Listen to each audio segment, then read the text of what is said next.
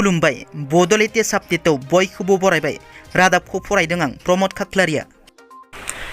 गिबि रादाबाव दङ एसआइ जन्मनि राफानि कारखौ सौख्लायनाय ट्राक गारिनि सालायग्राखौ सिनायथिनो हाबाय। जन्मनि राफानि कारखौ सौख्लायनाय ट्राक गारिनि सालायग्राखौ उत्तर प्रदेश कानपुरनि सुमित कुमार होननानै सिनायथिनाय जादों। मानसिखौ सिनायथिनाय जादोंब्लाबो मानसिया दासिम खारखोमानानै दं, हमनो हायाखै। एसआइ जन्मनि राफा थैनाय जाथायाव सोरनिबा आखाइ दंमारो नामा, बेखौ बे सालायग्राखौ हमनो हाब्ला गासिबो सोराङाव फैगोन। मख'नो गोनांदि जन्मनि राफानि जाथायनि सायाव सिआइडि नायबिजिरनो आसामनि डिजिपि जिपि सिंहआ फोसावनायनि उनाव मैया सिआइडिनि हानजाया बे जाथायनि सायाव तदन्तखौ जागायो। फुड पयजननि थाखाय जब्रा जानांनाय एमएलए रबिराम नार्जारिखौ जिएमसिएचआव एमएलए जयन्त बसुमतारी बिथाङा बिथांनि देहाखौ खौरां लाहैदों। लोगोसेनो थाबैनो गाहाम फैफिननांगौनि थाखाय आर'ज गाबदों।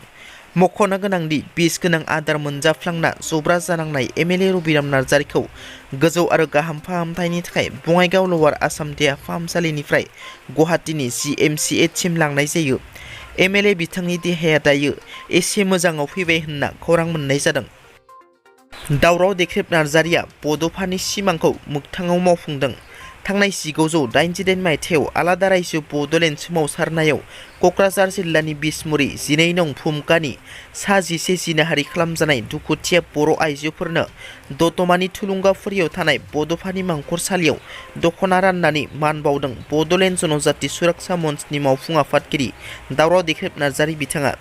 दावराव देख्रेब नार्जारि आरो सांग्रां नोगोरारिफोरा बे हाबाफारिखौ मावफुंदों। मख'नो गोनांदि दावराव देख्रेब नार्जारिनि सिमाङाव सपनाय फैदों बड'फा उपेन्द्रनाथ ब्रह्मआ। बावैसो सान सिगां आसामनि गिबि मन्त्रि डक्टर हिमन्त बिश्व शर्माया खौरांगिरिनि सिगाङाव मेट्रिक आनजादनि फिथाइखौ मे दाननि जोबथायाव फोसावनाय जागोन होनना फोरमायथिनायनि उनाव आसामनि सोलोंथाइ मन्त्रि डक्टर आनन्द पेगु बिथाङा मैया खौरांगिरिनि सिगाङाव बुङोदि मे दाननि 30 खालाराव मेट्रिक आनजादनि फिथाइखौ आरो हायार सेकेन्डारि जोबथा बोसोरनि फिथाइखौ 31 मे खालाराव फोसावनाय जागोन होनना। बिटिआरआव खारबाय थानाय गारियाव 13 बोसोर बैसोनि सासे बर' हिन्जावसाखौ जिनाहारि खालामदों। थांनाय 16 मे खालार खालि मोनाबिलि समाव क'क्राझार जिल्ला सेरफांगुरिनिफ्राय दतमा फारसे फैनाय लामायाव साब्रै मुस्लिम दुथां सेंग्राफोरा AS17M8735 नाम्बारनि मारुति भेन गारियाव लोगोसेयै 13 बोसोर बैसोनि सासे बर' हिन्जावसाया गाखोना थांफादोंमोन। बेयावनो फेग्रा मुवा जाहोनानै दुथां रुबेल रेहमाना जिनाहारि खालामो बर' हिन्जावसाखौ। मिथिनो मोननाय बादिब्ला बर' हिन्जावसाया दुथां रुबेल रेहमानजों इन्स्टाग्रामाव सिनायलायनानै लोगो जादोंमोन आरो 16 मे खालार खालि लोगो हमलायनानै बेरायदोंमोन।